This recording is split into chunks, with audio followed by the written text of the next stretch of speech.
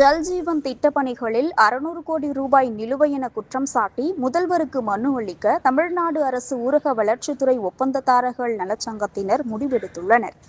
சென்னை பத்திரிகையாளர் மன்றத்தில் தமிழ்நாடு அரசு ஊரக வளர்ச்சித்துறை ஒப்பந்ததாரர்கள் நலச்சங்கத்தின் சார்பில் ஜல்ஜீவன் மிஷன் குடிநீர் திட்டப்பணிகளில் முறைகேடுகள் நடைபெற்றுள்ளதாக குற்றம் சாட்டி முதலமைச்சர் ஜோசப் விஜயை நேரில் சந்தித்து மனு அளிக்க முடிவு செய்யப்பட்டது. இதுகுறித்து சங்கத்தின் செயலாளர் சக்திவேல் செய்தியாளர்களிடம் பேசினார்.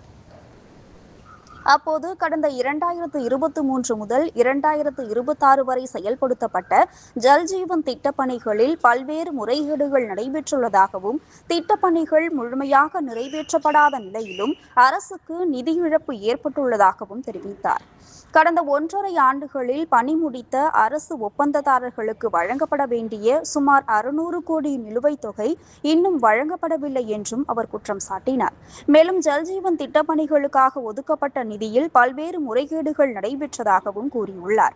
2023 முதல் 2026 வரையிலான காலகட்டத்தில் 200 கோடிக்கும் மேற்பட்ட பணிகள் முறையான நடைமுறைகள் பின்பற்றப்படாமல் மேற்கொள்ளப்பட்டதாகவும், இதனால் அரசுக்கு பெரும் நிதி இழப்பு ஏற்பட்டுள்ளதாகவும் தெரிவித்துள்ளார். இந்த விவகாரம் தொடர்பாக தமிழக முதலமைச்சர் நேரடியாக தலையிட்டு விசாரணை நடத்த வேண்டும் என்றும், திட்டப்பணிகளில் ஏற்பட்டதாக கூறப்படும் சுமார் 600 கோடி ரூபாய் இழப்பை மீட்டெடுக்க நடவடிக்கை எடுக்க வேண்டும் என்றும் அரசு ஒப்பந்ததாரர்கள் நலச்சங்கம் சார்பாக கேட்டுக் கொள்வதாக அவர் கூறினார். பெற்ற ஒப்பந்ததாரர்கள் சங்கத்தின் சார்பாக நாங்கள் பல ஆண்டுகளாக ஒப்பந்த பணிகள் செய்யக்கூடிய ஒப்பந்ததாரர்கள் அனைவருக்கும் மத்திய மாநில அரசினுடைய நிதிகள் நாங்கள் பணி முடித்து 2 ஆண்டுகள் காத்து கிடக்கக்கூடிய இந்த நிலையில் பணம் எங்களுக்கு வராமல் வாழ்வாதாரம் பாதிக்கப்படுகின்றது.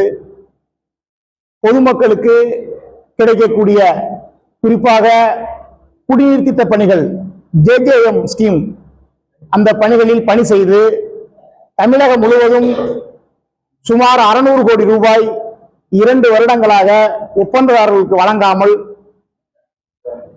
இருக்கிறார்கள்.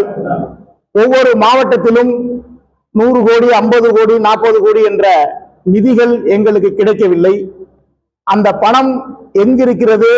மத்திய அரசில் இருந்து இன்னும் வரவில்லையா, அல்லது மாநில அரசு எங்களுக்கு இதுவரை வழங்கப்படவில்லை? கேட்டாலும் அதிகாரிகள் தரப்பில் முறையான பதிலும் இல்லாமல் எங்களுடைய ஒப்பந்ததாரர்களுடைய அனைத்து வாழ்வாதாரங்களும் பாதிக்கப்படுகிறது. குறிப்பாக பொதுமக்களுக்கு சென்றடையக்கூடிய குடிநீர் திட்ட பணிகள் ஜல்ஜீவன் JJM என்ற ஸ்கீம் மிகவும் அத்தியாவசியமான திட்டங்கள். பொதுமக்களுக்கு குடிநீர் கிடைக்கக்கூடிய திட்டங்கள் முடங்கி அந்த பணிகள் பாதிக்கப்படுகிறது.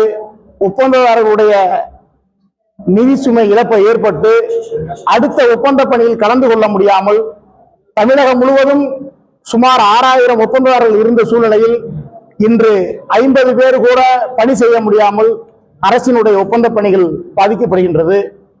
இதை அரசு கவனத்தில் கொள்ள வேண்டும்.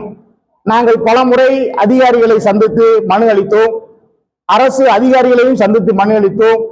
அமைச்சர்களையும் சந்தித்து மனு அளித்தோம். எந்த ஒரு முறையான எங்களுக்கு அறிவிப்பும் கிடைக்கவில்லை.